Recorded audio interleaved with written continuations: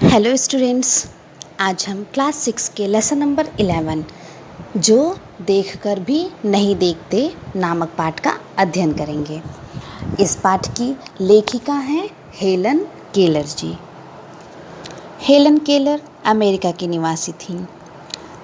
Helen Keller एक ऐसा नाम है जो घोर अंधकार के बीच भी रोशनी देता रहा है। कल्पना करो कि जो न सुन सकता हो न देख सकता हो, फिर भी वह लिखना पढ़ना और बोलना सीख ले, भरपूर आशा आकांक्षा के साथ जीवन जीने लगे और उसके योगदान दुनिया के लिए यादगार बन जाएं। ऐसी थी हेलन केलर। जब वे 1.5 वर्ष की थीं, बचपन की एक गंभीर बीमारी की वजह से उनकी देखने और सुनने की शक्ति चली गई, लेकिन उन्होंने हार नहीं मानी। कॉलेज के दिनों में ही प्रकाशित अपनी आत्मकथा स्टोरी ऑफ लाइफ में वे कहती हैं, मुझे ये तो याद नहीं कि ऐसा कैसे हुआ, लेकिन ऐसा लगता है कि रात कभी ख़त्म क्यों नहीं होती और सुबह क्यों नहीं आती। दुनिया की सभी भाषाओं में इस किताब के अनुवाद हुए हैं। इसके अलावा भी उनकी 10 पुस्तकें और सैकड़ों लेख प्रकाशित हुए हैं। उन्होंने दुनिया भर में घूम घूम कर अपने जैसे लोगों के अधिकारों और विश्व शांति के लिए काम किया। हेलन केलर भारत भी आई थीं। हमने हेलन केलर के बारे में चर्चा की। अब हम शुरू करते हैं आज का पाठ, जिसका नाम है जो देखकर भी नहीं देखते। कभी कभी मैं अपने मित्रों की परीक्षा लेती हूँ, यह परखने के लिए कि वह क्या देखते हैं। हाल ही में मेरी एक प्रिय मित्र जंगल की सैर करने के बाद वापस लौटी। मैंने उनसे पूछा, आपने क्या क्या देखा? कुछ खास तो नहीं, उनका जवाब था। मुझे बहुत अचरज नहीं हुआ, क्योंकि मैं अब इस तरह के उत्तरों की आदी हो चुकी हूँ। अचरज माने आश्चर्य होता है। मेरा विश्वास है कि जिन लोगों की आँखें होती हैं वे बहुत कम देखते हैं। क्या यह संभव है कि भला कोई जंगल में घंटा भर घूमे और फिर भी कोई विशेष चीज़ न देखे? मुझे जिसे कुछ भी दिखाई नहीं देता, सैकड़ों रोचक चीज़ें मिलती हैं जिन्हें मैं छूकर पहचान लेती हूँ। मैं भोजपत्र के पेड़ की चिकनी छाल और चीड़ की खुरदरी छाल को स्पर्श से पहचान लेती हूँ। वसंत के दौरान मैं टहनियों में नई कलियाँ खोजती हूँ। मुझे फूलों की पंखुड़ियों की मखमली सतह छूने और उनकी घुमावदार बनावट महसूस करने में अपार आनंद मिलता है। लेखिका स्वयं नेत्रहीन थीं। जब वे 1.5 वर्ष की थी तभी उनकी देखने और सुनने की शक्ति खो गई थी। एक बार उनकी मित्र जंगल में सैर करने गई थी। लेखिका ने अपनी मित्र से पूछा कि तुमने जंगल में क्या देखा? उनकी मित्र ने कहा, कुछ खास तो नहीं देखा।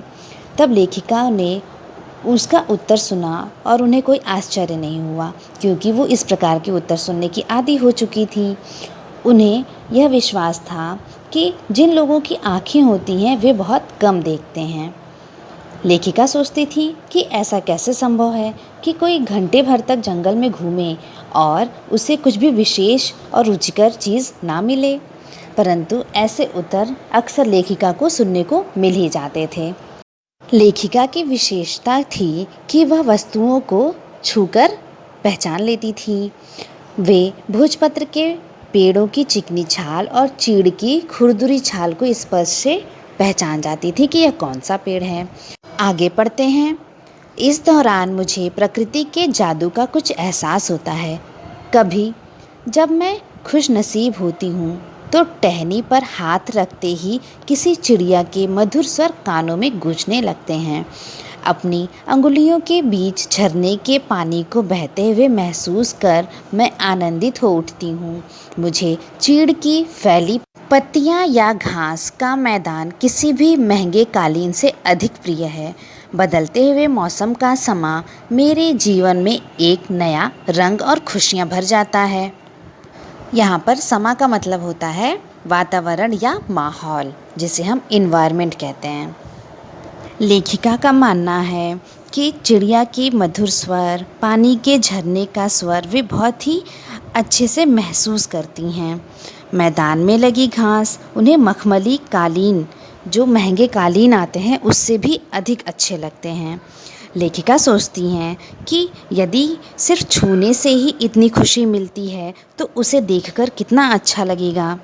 आगे, कभी कभी मेरा दिल इन सब चीज़ों को देखने के लिए मचल उठता है। अगर मुझे इन चीज़ों को सिर्फ छूने भर से इतनी खुशी मिलती है तो उनकी सुंदरता देखकर तो मेरा मन मुग्ध ही हो जाएगा। परंतु जिन लोगों की आँखें हैं वे सचमुच बहुत कम देखते हैं। इस दुनिया के अलग अलग सुंदर रंग उनकी संवेदना को नहीं छूते। मनुष्य अपनी क्षमताओं की कभी कद्र नहीं करता। वह हमेशा उस चीज़ की आस लगाए रहता है जो उसके पास नहीं है। यहाँ पर संवेदना यानी कि अनुभव करने की शक्ति, जिसे हम सेंसिटिविटी भी कहते हैं, और क्षमता माने शक्ति या योग्यता अर्थात कैपेसिटी। यहाँ पर लेखिका मानव से कहती हैं कि वह अपनी क्षमताओं को साधारण समझता है, मतलब उस पर ध्यान नहीं देता।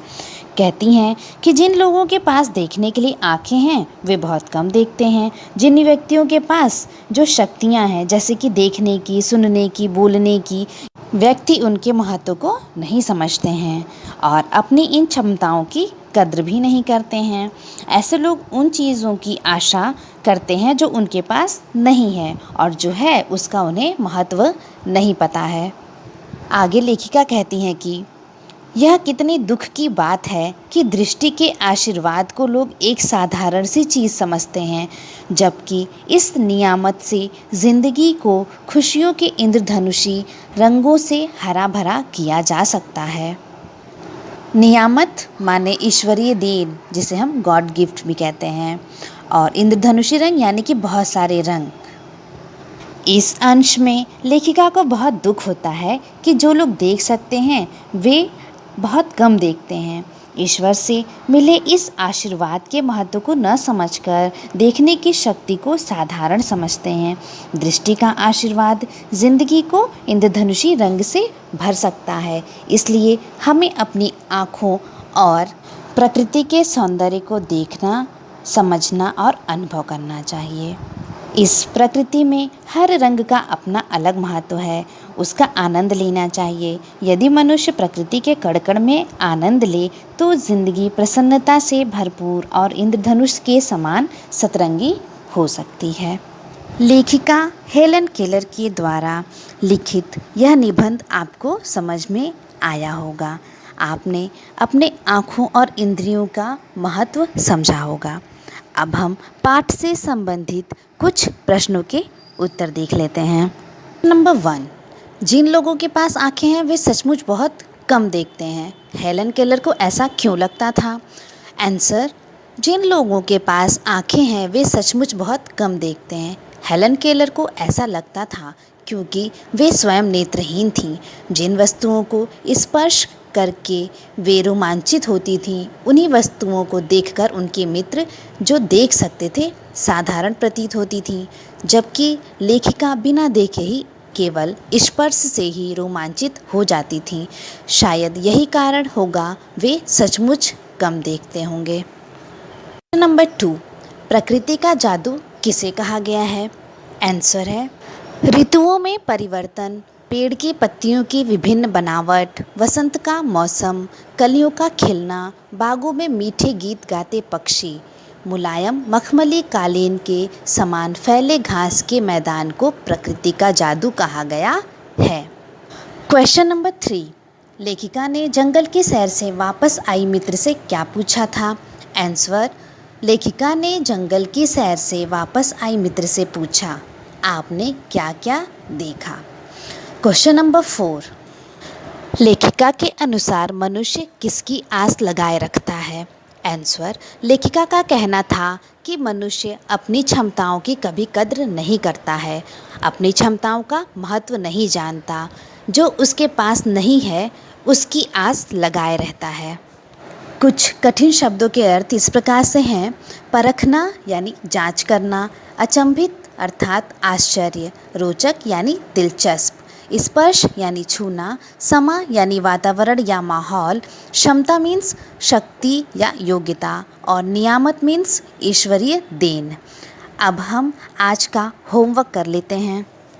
क्वेश्चन नंबर 1, पाठ और लेखिका का नाम लिखिए।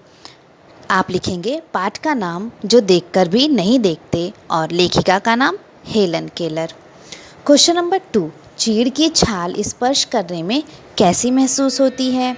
आप लिखेंगे चीड़ की छाल स्पर्श करने में खुरदरी महसूस होती है। क्वेश्चन नंबर 3, मनुष्य किसकी कद्र नहीं करता? आप लिखेंगे मनुष्य अपनी क्षमताओं की कद्र नहीं करता है। और क्वेश्चन नंबर 4, लेखिका अक्सर किसकी परीक्षा लेती थी? आप लिखेंगे लेखिका अक्सर अपने मित्रों की परीक्षा लेती थी। यह पाठ यहाँ समाप्त हो गया। इन सभी प्रश्नों के उत्तर आप अपनी फेयर कॉपी में लिखेंगे। Thank you. Have a nice day.